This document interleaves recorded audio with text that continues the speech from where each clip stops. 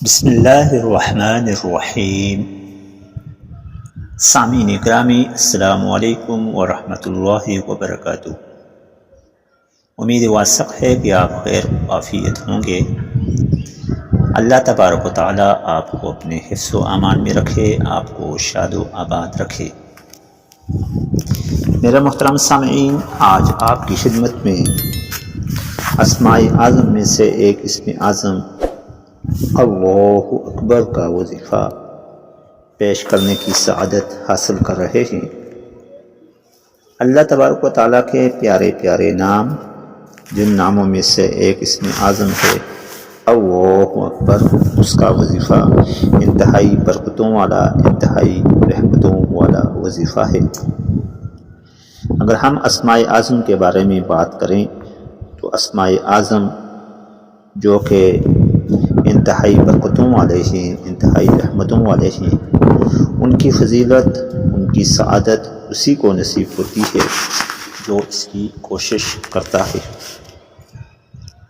سورہ اعراف کے اندر اللہ تبارک و تعالیٰ فرماتے ہیں، اچھے اچھے نام اللہ تعالیٰ ہی کے لیے ہیں، سو ان ناموں سے اللہ تعالیٰ سے دعا کیا کرو۔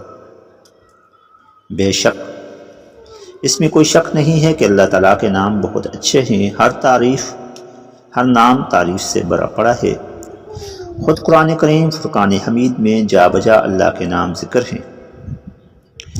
ایک روایت ہے حضرت ابو ہریرہ رضی اللہ تعالیٰ عنہ سے، وہ فرماتے ہیں کہ نبی کریم صلی اللہ علیہ وسلم نے فرمایا کہ اللہ تعالیٰ کے 99 نام ہیں، اور حدیث مبارکہ ہے کہ جو شخص ان ناموں کو یاد کر لے وہ بہشت میں داخل ہوگا۔ قرآن مجید فرقان حمید میں اللہ تبارک و تعالیٰ کے ناموں کی ترتیب مختلف انداز میں ذکر ہوئی۔ مثلا سورہ فاتحہ میں 5 نام، سورہ بقرہ میں 24، آل عمران میں 4، نساء میں 6، انعام میں 5، اعراف میں 2، انفال میں 2 نام۔ اسی طرح سورہ ہود، رعد میں 7، 2، سورہ ابراہیم میں 1، سورہ حجر میں 1، سورہ نحل میں 1، سورہ مریم میں 2، سورہ مومنون میں 1 نام ذکر ہے۔ اس طرح مختلف صورتوں میں مختلف نام اللہ تبارک و تعالیٰ کی صفات ذکر ہوئی ہیں، گویا کہ ان کی فضیلت ہے۔ محترم ناظرین، جس طرح اللہ تعالیٰ کے خوبصورت نام ہیں، اسی طرح اس ناموں کی برکت اور عظمت بھی بڑی خوبصورت اور عظمت والی ہے۔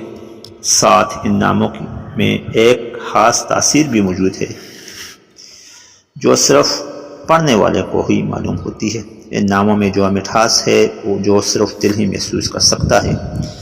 اگر ہم اللہ تبارک و تعالیٰ کے اسماء مبارکہ کو باوضو ہو کر پڑھیں گے تو ان کی بہت زیادہ فضیلت پائیں گے، ان کی بہت زیادہ رحمتیں ہمیں ملیں گی۔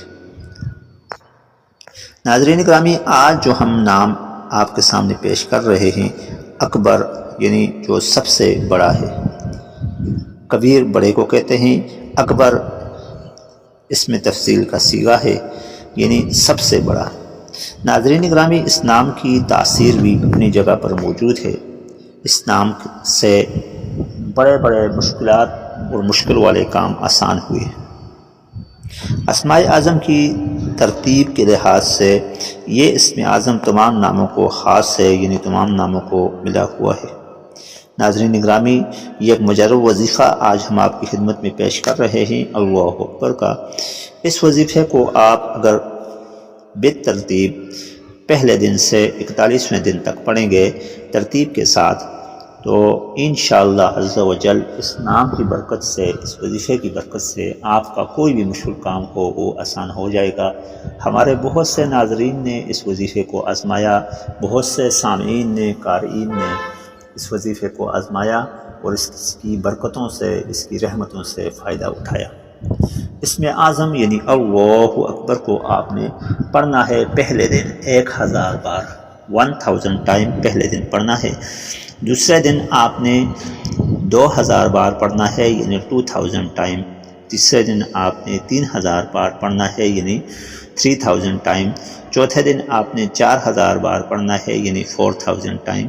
پانچویں دن آپ نے 5000 بار پڑھنا ہے، یعنی 5000 ٹائم۔ یوں جب 10واں دن آئے گا تو 10,000 بار، 15واں دن آئے گا تو 15,000 بار، 20واں دن آئے گا تو 20,000 بار، اس طرح 41واں دن آئے گا تو 41,000 بار ہو جائے گا۔ ناظرین گرامی، اس وظیفے کو سمجھنے کے لیے آپ 3 باتوں کا خیال رکھیں۔ ایک تو یہ کہ اس وظیفے کو آپ بالترتیب کاؤنٹر یا تسبیح پر کریں، زیادہ ہونے میں کوئی برائی نہیں ہے، لیکن کوشش کریں کم نہ ہو، زیادہ تعداد ہونے میں کوئی مذائقہ نہیں۔ دوسری بات یہ کہ اگر آپ اس وظیفے کو خود نہیں پڑھ سکتے، مثلا 10,000 بار سے جب زیادہ آپ پڑھ لیں گے، 11واں دن آئے گا، 12واں دن آئے گا تو تعداد بڑھتی جائے گی، تو آپ کسی اور سے بھی پڑھوا سکتے ہیں، لیکن اس میں خود ضرور شامل ہوں۔ ہمارے بہت سے دوست ایسے ہیں، بہت سی ہماری مائیں بہنیں ایسی ہیں جو کسی اور سے پڑھواتی ہیں تو خود نہیں پڑھتی۔ کوشش کریں زیادہ تعداد خود ہی پڑھیں۔ 5,000 10,000 بار کسی کے ذمہ لگا لیا تو اس کو پڑھنے کا بول دیں، باقی آپ خود کوشش کریں کہ پڑھیں۔ تیسری بات یہ کہ آپ جب پہلے دن سے یہ وظیفہ شروع کریں گے تو 41ویں دن تک آپ نے بالترتیب پڑھنا ہے، ہر آنے والے دن کو 1,000 بار زیادہ پڑھنا ہے، لیکن بیچ میں کوئی دن ناغہ نہیں کرنا، کوئی دن چھوڑنا نہیں ہے۔ جب آپ چھوڑ دیتے ہیں بیچ میں تو ترتیب آگے پیچھے ہو جاتی ہے، ترتیب، ڈسپلن، نظم و ضبط خراب ہو جاتا ہے، یوں وظیفے کا عمل نہیں ہوتا، اس کا اثر نہیں ہوتا، پھر سوالات یا شکایات آتی ہیں کہ یہ اتنا مشکل عمل ہم نے کیا اور اس کا کوئی تاثیر، اس کی کوئی اثر ہی نہیں ہوا۔ ناظرین گرامی، وظیفہ کوئی بھی ہو، عمل کوئی بھی ہو، اس کے لیے لازمی بات یہ ہے کہ ایک تو جو ترتیب ہم بتاتے ہیں اس کے مطابق ہو، اور دوسرا یہ کہ فرائض کی پابندی ہو، نوافل آپ پڑھیں، فرض نمازیں پڑھیں۔ ایک ایسا شخص جو فرض نمازیں تو نہیں پڑھتا، قرآن مجید کی تلاوت تو نہیں کرتا، لیکن وہ 500 وظیفے دن میں کرتا ہے تو اس وظیفے کا کوئی فائدہ نہیں ہے۔ تو فرائض کی پابندی وظائف کے لیے ضروری ہے۔ وظیفے تب اثر کرتے ہیں جب فرائض کی پابندی ہو۔ تو یہ چند احتیاطیں ہیں، کوشش کریں بیچ میں ناغہ نہ ہو، ناغہ ہو جائے تو دوبارہ نئے سرے سے آپ شروع کریں گے، دوبارہ شروع کر لیں۔ کوشش کریں دن میں چلتے پھرتے بھی آپ پڑھ سکتے ہیں، لیکن اگر کوئی سی خاص وقت میں ایک جگہ پر پڑھیں گے، توجہ کے ساتھ پڑھیں گے تو اس میں انشاءاللہ زیادہ تاثیر ہوگی، زیادہ اثر ہوگا۔ وظیفہ بتانا ہمارا کام ہے، وظیفہ کرنا آپ کا کام ہے، اور کام کرنا اللہ پاک کا کام ہے۔ اس لیے وظیفہ کرنے کے بعد آپ کی یہ شکایت کہ کام تو نہیں ہوا، کام کرنے والی ذات اللہ کی ہے۔ ہم اللہ پاک کی تسبیح آپ کو بتاتے ہیں، اللہ پاک کی حمد بتاتے ہیں، اللہ پاک کی ثنا بتاتے ہیں، اور ہم خود بھی کرتے ہیں، آپ بھی کریں تو انشاءاللہ آپ کا کام ہو جائے گا۔ بے روزگاروں کو روزگار اس وظیفے سے ملا، بے اولادوں کو اولاد اس وظیفے سے ملی، جہاں پر مناسب رشتے نہیں ہوتے اس سے مناسب رشتے ہوئے۔ بہت سے ایسے دوست احباب جو کسی باہر دنیا میں جاتے ہیں اسٹڈی کی نیت سے یا نوکری کی نیت سے، ان کا کام نہیں ہوتا تو اس وظیفے کے ذریعے ان کا کام ہوا۔ ناظرین گرامی، بہت مشکلات پیش آنے والی زندگی میں اس وظیفے کو کریں، مجرب عمل ہے، اور اس یقین کے ساتھ کریں کہ آپ یہ عمل کر رہے ہیں تو اللہ پاک آپ کو اس سے بہتر دے گا۔